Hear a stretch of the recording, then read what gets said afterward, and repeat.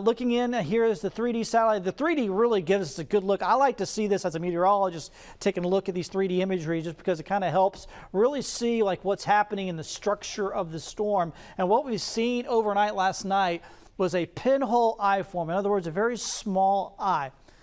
Now, because the storm has a small eye doesn't mean it's weak. In fact, it means the opposite. It means it's really wrapping up, and we're seeing some very strong winds. It had a 9 millibar pressure drop in 1 hour.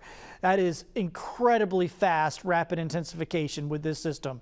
So this is an ugly one, folks, and it's going to be tracking its way eastward across the Gulf of Mexico and headed for a west coast of Florida landfall. Oh boy, they just updated this. Just so we're getting intermediate updates from this. And this one just, I just saw this one just came in. Now up to 150 mile per hour winds. Now a Category 4 storm, another major pressure drop. So every time the hurricane hunters go in there and they fly around, they just keep finding this thing just rapidly. This is intensifying at a rate that I don't know if we've quite seen before.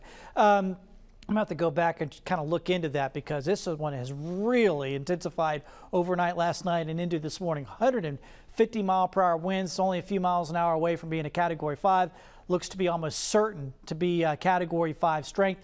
We'll get a new update here on this forecast path soon too as well. You can see they have it listed as a Category 4 for the next, well, day and a half, but obviously it's going to be doing some fluctuations with its intensity as it heads over towards Florida. There is some hope of some weakening though before landfall, but if it's a powerful Category 5 before, just a little ways out, then it's not going to have a whole lot of time to weaken. Let's go ahead and check out one of the models. This is our IBM graph model. It's done really well with the forecast path of the last several storms. So that's why we're going to continue to show this one. This shows Thursday morning headed for a west coast of Florida landfall. Something critical to note here, what we're seeing, we've been seeing this in a lot of the modeling, is dry air getting wrapped into the storm. So that's why the Hurricane Center does have it weakening somewhat before landfall. The problem is it's probably not going to make a whole lot of difference, because this storm is going to be very powerful. It's also going to be having a very large storm surge with it. Now the storm surge is going to be probably something of historic levels here for the west coast of Florida,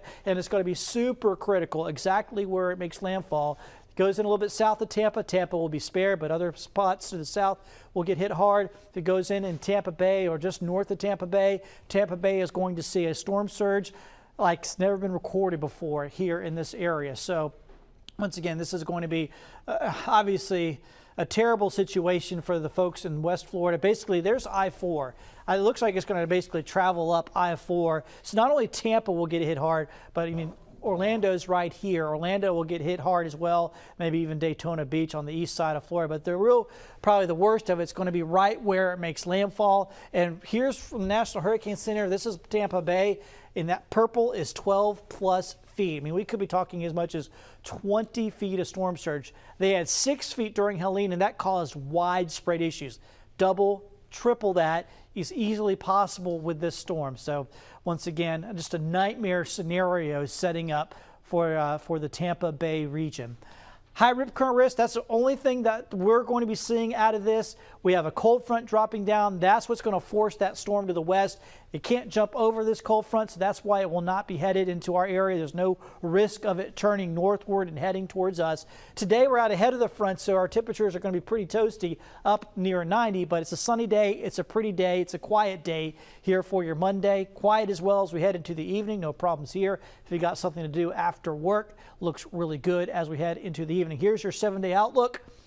Like I mentioned earlier, we're going to kind of glide into fall here. We're not going to see a big dip, but we are going to be seeing slightly cooler temperatures over the next few days, lower humidity. It'll feel pretty comfortable. The mornings will be just absolutely fantastic. The evenings will be fantastic. Gets a little warm in the afternoons, but still pretty nice. Lots of sunshine and dry conditions. And, once again, we'll be getting basically beautiful weather up here, while folks to our south are going to be dealing with that major hurricane making landfall.